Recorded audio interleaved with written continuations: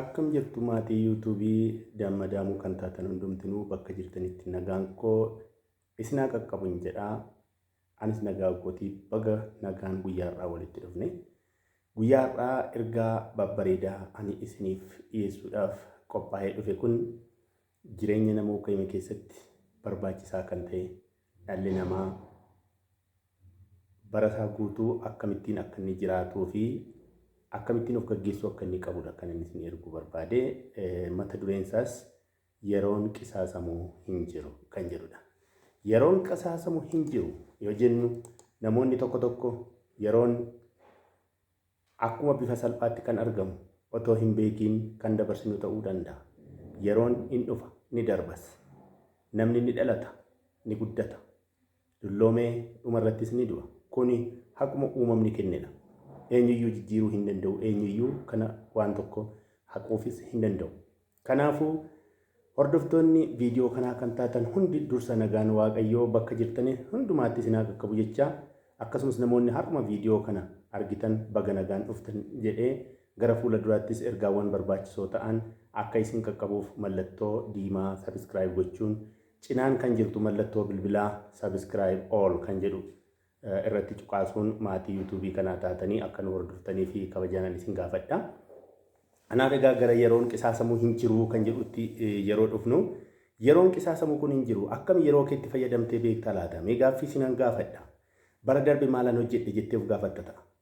Bara 2014 otoo waan tokko hin hojjetiin barri 2015 kan dhufe ani maaltu na ergate? Yookiin immoo torbee darbe keessa maalan hojjechaa ture?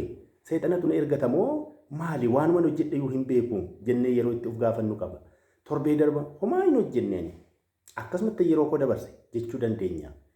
Yeroon qisaasamu kun hin jiru waan ta'eetiif mee kana gaaffii kana of gaafachuudhaan gara viidiyoo kanaatti yeroo dhufnu immoo viidiyoo kana keessa irratti ergaan babbareedaan isiniif darba waan ta'eetiif akka hordoftan isinirraa kan eegamu nu dhaggeeffachuu qofaadha.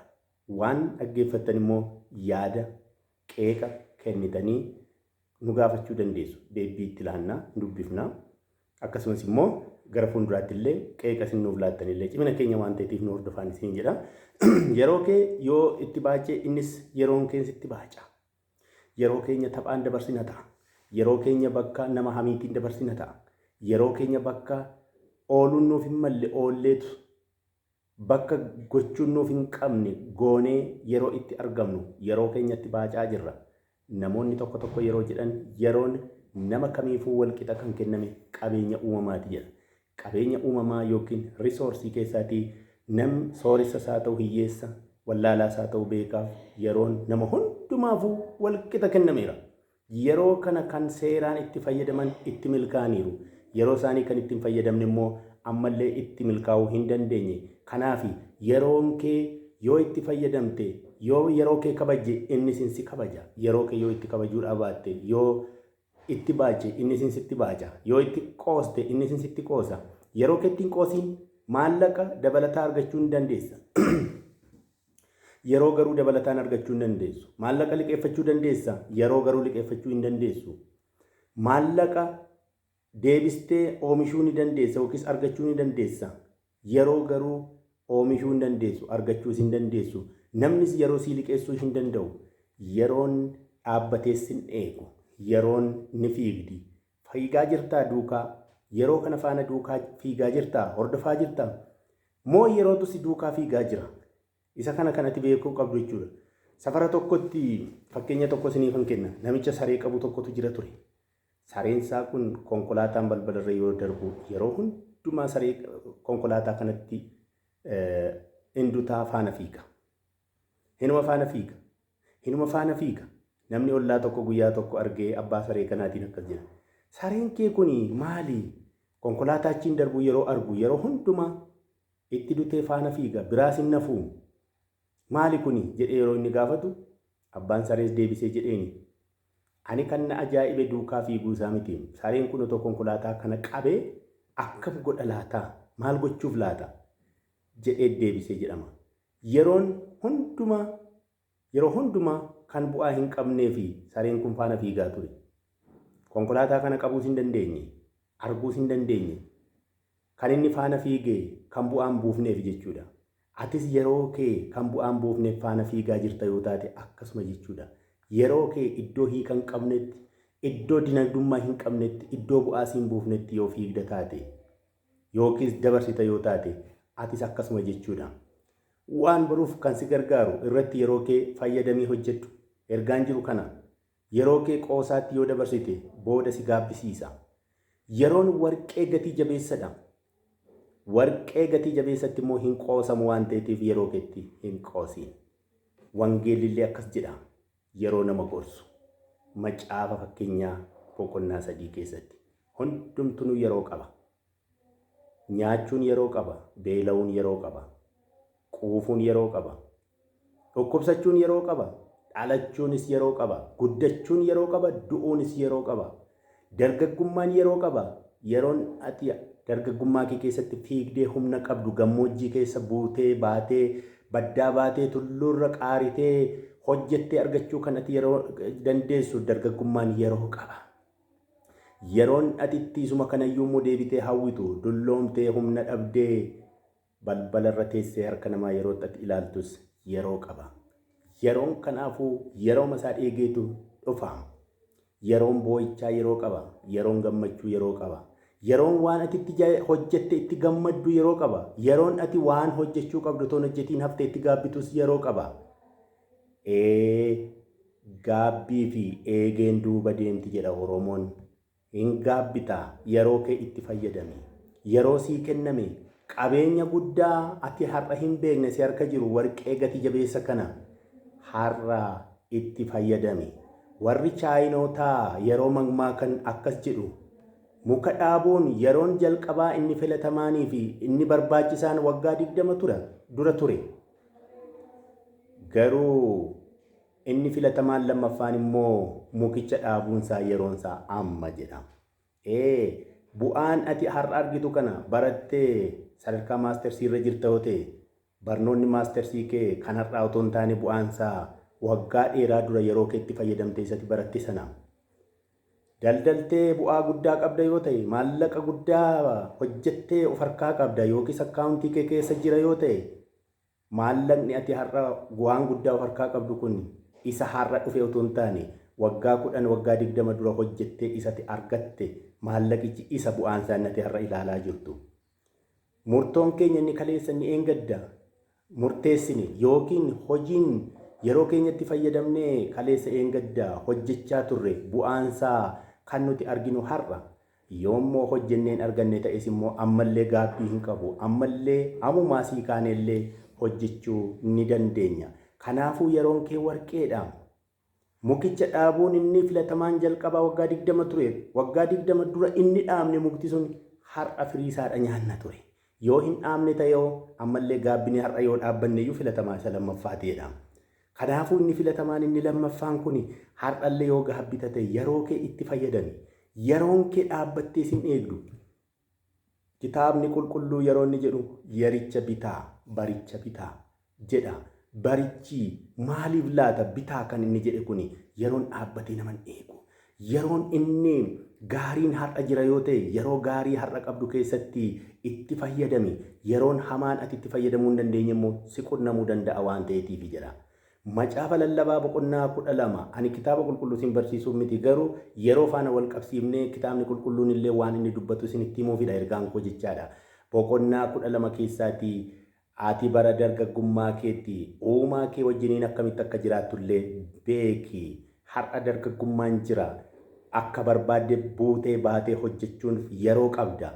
Yeroon ati kanaa ol buutee baatee dhaabbachuu hin dandeenye garuu si qunnamuu danda'a. Yeroo keessa har'aa kanatti fayyadame. Ittiin gaabbiin booda gaabbitee of nyaachaa hafuurra har'a yeroo kee waan hojjechuu qabdu keessatti yeroo hojjechuu qabdu keessatti itti fayyadamte yoo hojjette bu'aa guddaa immoo boruun argita. Gaabbii keessatti kuftee hin haftu jechuudha. Ati yeroo kee kan fayyadamuu qabdu kanaan dura ture. Yoo hin fayyadamne ta'edhaaf yeroon kee inni duraa qisaasame yoo ta'es inni filatamaan lammaffaan har'a qabda jechuudha. Yeroo qisaasuun itti haa hafu. Yeroo kee qisaasuun sitti haa hafu. Yeroo kee amma itti fayyadamuun gaabbii dura isa isa fayyisa gaabbii irraa si fayyisa. Namni tokko tokko jaalallee filataa. Jaalallee akkamiiti yoo jenne jaalalleensaa kan waggaa tokko yookiis kan waggaa lamaa ta'uu danda'a. Kanuma biraanatuma wajjin jiraataniis immoo komachuu danda'a. Dandeessi isheenis kunoo inni na gubaa jira, inni na aarsaa jira, waggaa 4 wajjin jiraanne, waggaa 5 wajjin jiraanne, waggaa 6 wajjin jiraanne jedhamee lakkaa'amuu danda'ama. Kan waggaa lamaa jaalala yookiis faayidaa waggaa lamaaf jettee bara kee maaliif gubdaa? Keessumaa dargaggoonni yeroo baay'ee yeroo ilaallu waan akkasii irratti yeroo isaanii yeroo guban ilaalla. Barnoota firii guddaa argachuu otoo qabanii waan waa'ee hin baafne irratti yeroo isaanii gubuudhaan yeroo isaanii gubanii barnoota isaanii irraallee kan kufan tokko tokko ni argina. Kun milkaa'ina dhabuun kun bakka nu fayyaduu hin dandeenyetti yeroo keenya gubuurraan kan ka'e kan borutti gammaduu qabnu firii guddaa bor arguu qabnullee otoo hin argin hafna. Kanaafuu bara dargaggummaa keenyaa keessatti mee dhaabbannee haa ilaallu dargaggoota warri taatanii warri umuriidhaan dargaggummaa keessaatii bahaa jirru immoo mee deebinee haa ilaallu nutis maal hojjechaa turre har'oo maal hojjechaa jirra jennee of haa gaafannu. Hojjechaan turre yoo taane ammallee yeroo qabna jechuudha. Yeroo keenya ammumarraa kaafne yoo itti fayyadamne bu'aa buusuu dandeenya. Wanti kallattiin namni itti deemu gara bahaatti da'uu danda'a. Gara bahaatti deemuu otoo hin danda'uuti gara lixaatti yoo hin deeme faallaa deemuu jechuudha. Jireenya keenya keessatti faallaa deemaa jirra yoo taaneetiifi yookiin gara bitaatti deemaa jirra yoo ta'eetiifi ammallee gaabbii nu keessaa bahuu hin dandeenye cabuu hin dandeenye keessatti kufuu ni dandeenya jechuudha. Barnoota kee irratti qabxii gaarii fiduudhaaf yeroo kee fayyadamaa jirta. Ifa milkaa'inaa arguuf yeroo kee seeraan fayyadamuu qabda. Milkaa'inni kee boruu kan murtaa'u itti fayyadama yeroo kee har'a gargaaramaa jirtuun ta'uusaa beekuu qabda. Daldaltee bu'aa itti gammaddu arguuf yeroo kee itti fayyadamaa jirtu murteessaadha. Suuqii banteetta ta'a yookiin immoo mana nyaataa banatteetta ta'a. Achi keessatti itti fayyadamni yeroo kee bakka guddaa qaba. Daldaltee bu'aa itti gammaddu arguuf yeroo kee itti fayyadamaa jirtu murteessaadha. Waan feete bira ga'uuf yeroo kee itti fayyadamuun sirraa barbaachisa. Yeroon dhaabbattee sin eegdu waan ta'eetiif jechuudha. Mul'ata qabdu bira ga'uuf qabda. Mul'ata qabda. Namni mul'ata hin qabne homaallee jiraachuu hin danda'u. Sagaleen Waaqayyoos akkasuma jira. Sabni mul'ata hin qabne ni bada jedha. Mul'ata hin qabdu yoo taate ati akkuma bishaan gabatee irraati gara bitaatti, gara mirgaatti, gara kaabaatti, gara kibbaatti akkasitti socho'aa jirta. Garuma gabateen sun jallattee jiraachaa jirta. Inni kun immoo bakka waa hin baafne yookiin immoo bara kee kan waa hin baafneen fixuu sitti fida waan ta'eetiif mul'ata qabaachuu qabda. Mul'anni kee maali? Maal laata? Mul'ata kee har'a adda baafattee beekuu qabda. Viidiyoo kana kan dhaggeeffattan hundumtinuu mul'ata keessan adda baafattanii mul'aticha bira ga'uudhaaf immoo yeroo keessan qisaasama malee itti fayyadamuudha qabdu. Akkana jedha hayyuun xiinsammuu tokko kan hin dubbate keessaa ba'aan ulfaatu waan lamadha jedha. Ba'aan ulfaatu kun maayini? Ba'aan inni tokkoffaan ba'aa gaabbii yoo ta'u, ba'aan inni lammaffaan immoo ba'aa jabaatanii hojjetanii jireenya mo'achuuti jedha. Ba'aan gaabbii baay'ee ulfaataadha. Kiiloogiraama 100 umurii kee guutuu baachaa hafta.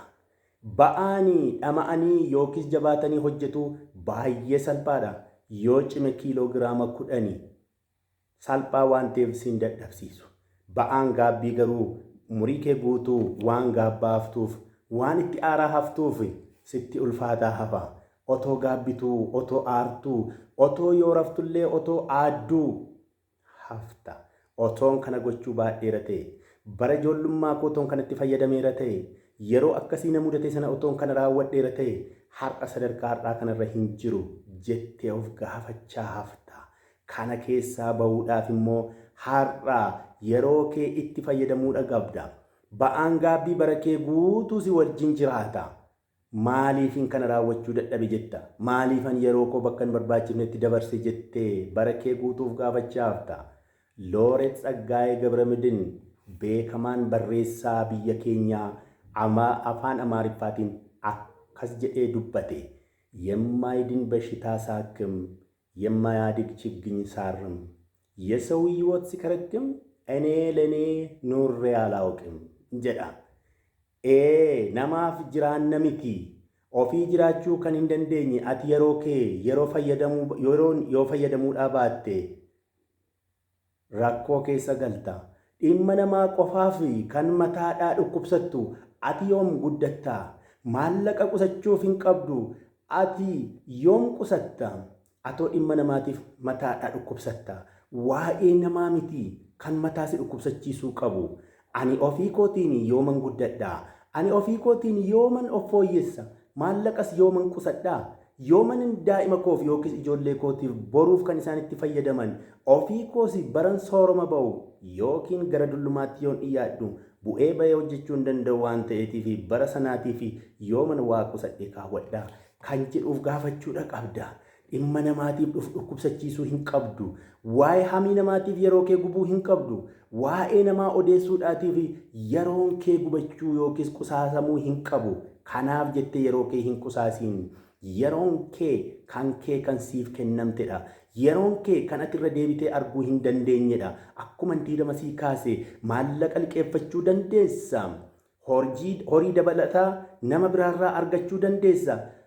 Yeroo yookiis bara garuu namarraa liqeeffachuus argachuus hin dandeessu. Si darbe jennaan tasuma si darbeera deebi'ee si arguu hin danda'u. Maallaqa qusachuuf yoomitti karoorfattee tarii akkas taanaan yeroo kee fayyadamuuf yoom karoorfatte? Ani kaleessa maalan hojjedhe? Torbee kana keessa maalan hojjedhe? Ani homaayyuu hin hojjenne? Akkamitti akka yeroon isaa darbe iyyuu hin beeku? Akkamitti akka dhiyee bareeyyuu hin beeku? Jettee of gaafachuun kun karoora dhabuu keetirraan kan hafe waan biraa tokkollee hin jiru. Kitaabni qulqulluun akkuma diidama sinii kaase baricha bitaa kan jedhu kun kan inni agarsiisu barri nama kamiifuu barbaachisaa akka inni ta'e waan ta'eef. Tarii bakka adda addaatti yeroo keenya yeroon dabarsuun nutti beekamuu dhiisuu danda'a. Haayilee Gabrasillaasee yeroo dubbatu akkas jedhe garaagarummaa sekondii tokkoof badhaasa miliyoona hedduu dhabeen ture. Akkasumas immoo garaagartummaa sekondii tokkoonis badhaasa argadheeradha. Sekondiin illee akka isheen bu'aa qabdu beekuudha qabda. Daqiiqaan nu biratti beekamuu dhiisuu dandeessi. Sekondiin nu biratti lakkaa'amuu dhiisuu dandeessi. Sekondiin bu'aa guddaa akka isheen qabdu Haayilee Gabrasillaasee nutti himee jira. Walumaa gala viidiyoo kanarraa waan hedduu akka barattan nan amana. Hordoffii keessan kanaan yaadaa fi qeeqa isin nuuf laattan galtee guddaa waan ta'eef koomentii akka nuuf laattan qeeqa yoo qabaattanis nuun fudhanna.